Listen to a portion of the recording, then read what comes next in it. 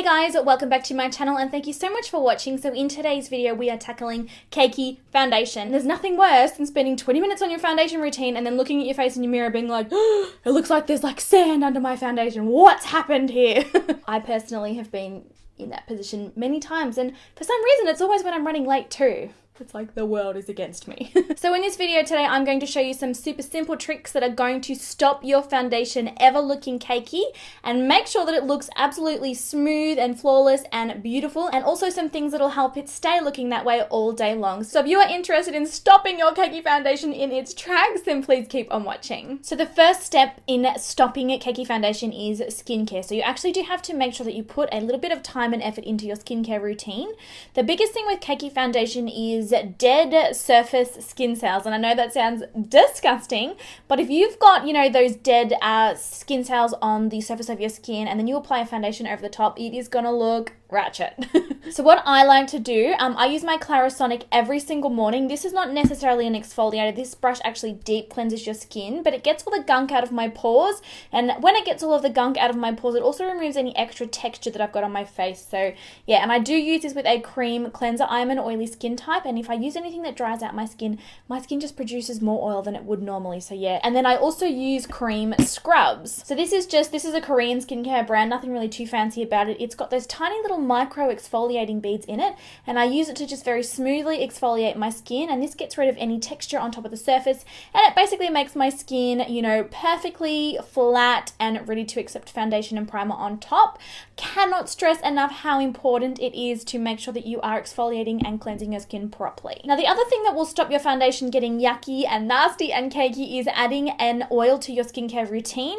This applies to all skin types, whether you are normal, dry combination or oily. An oil will change your life. I prefer to use these at nighttime. This is just a rose hip oil. It's completely organic, and what I do is I use a couple of pumps of this before I go to bed at night, and I smooth it over my skin. Your skin is designed to accept oils, you know, and absorb them very, very well. So when you do this, you will find that not only is your skin no longer dry, you won't produce as much oil, and you also won't get those little nasty dry patches. You notice that when you apply foundation on some areas of your face, the foundation looks perfect, and on others it can look quite cakey. That's because it's sort of, you know, it attaches to the drier patches of skin. You know, it might be even like an old breakout or, you know, some acne scarring and things like that. You will notice that you will get patchy foundation on those areas.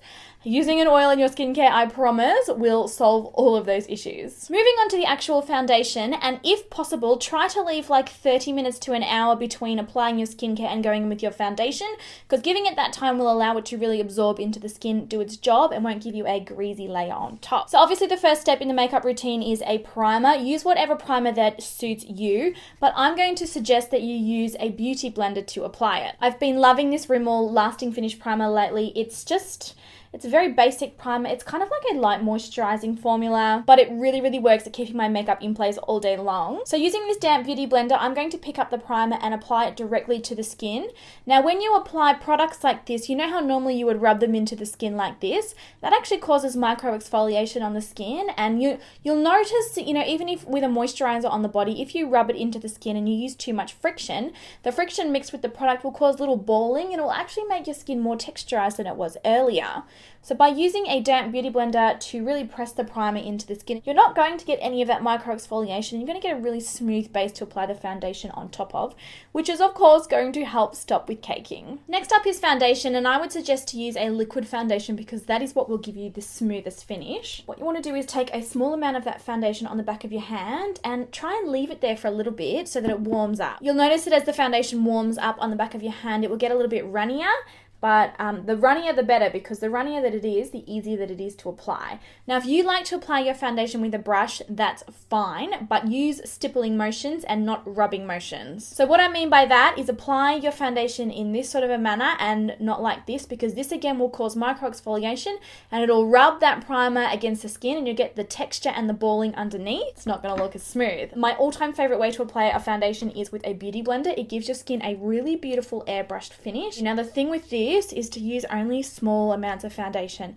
Now, obviously, you know, if you've got, you know, redness, rosacea, acne, scarring, anything like that, we can come back and cover that later with concealer. But the trick with foundation is not to go too heavy with it. If you go too heavy, it will end up cakey, because the more layers that you apply on the skin, you know, the more texture that there's going to be. So just use very small amounts of product and gently push it into the skin. Again, no wiping, no rubbing, just like literally like press it into the skin. Use a fair amount of pressure, and on areas where you've got enlarged pores, try doing a bit of a rolling motion. This will cover all sides of the pores and it will help reduce, them looking enlarged. So another great tip, if you've got particularly dry skin or dry patchy areas, mix that same oil that you've incorporated into your night routine in with your foundation. You could apply it straight with a beauty blender as well. But over the areas of your face where you apply this is now going to stop any additional caking that might occur as to dry skin, because this is going to pack stacks of moisture into the skin where you apply it. So the next part of the routine is concealer. Now I need to stress, only apply concealer where you need it. And I know that sounds a little bit odd, but essentially I'm referring to areas of redness, patchiness, breakouts, rosacea, things like that. If you've got redness, that's fine. Go in with a concealer, only use a tiny amount and only use it where you need it. So for breakouts, for example, like I've got a little one here. I should have filmed this video last week, guys. You should have seen my skin. Whoa! I'm going to take a tiny little detailing brush and I'm actually going to only apply that concealer right where I need it. I'm not going to apply it around the area of the breakout. I'm only going to pop it where I need it. Doing pinpoint spot concealing will stop you adding extra layers of product to your skin. And like I said earlier, extra layers add extra cakiness and texture to the skin. And, eventually you're going to get that caking no matter how hard you try. So only apply the concealer where you need it. Now, with reference to underneath the eyes, I do apply more concealer underneath my eyes, but I try not to blend it too far down onto the cheek area. Sort of try and only keep it directly under that eye area where you actually need a bit of brightening and coverage. Best to use a concealer that's not, thick, chunky, extremely creamy and emollient. Like, try to avoid cream concealers. I really like the Urban Decay Naked Skin because it's so lightweight. Like, it doesn't add any texture or heaviness to the skin. Now, after speaking to a lot of people about, cakey foundation and other foundation issues, I find that, they get to this stage of the game and they're really happy with how their face is looking, but then they go and powder it, and it's the powdering part where it gets quite cakey. So if that is you and powdering is something that particularly affects you, try setting your face with a setting spray now before powdering it. And I know everybody always is like, Nikkia, you do things so out of order. Trust me, it will make a huge difference. You don't have to use much, and try to use the setting spray, at least 30 centimeters away from your face when you're spraying it so that you don't get, like really wet patches anywhere. Now, the thing with this is that you want to allow that setting spray time to actually set before powdering it.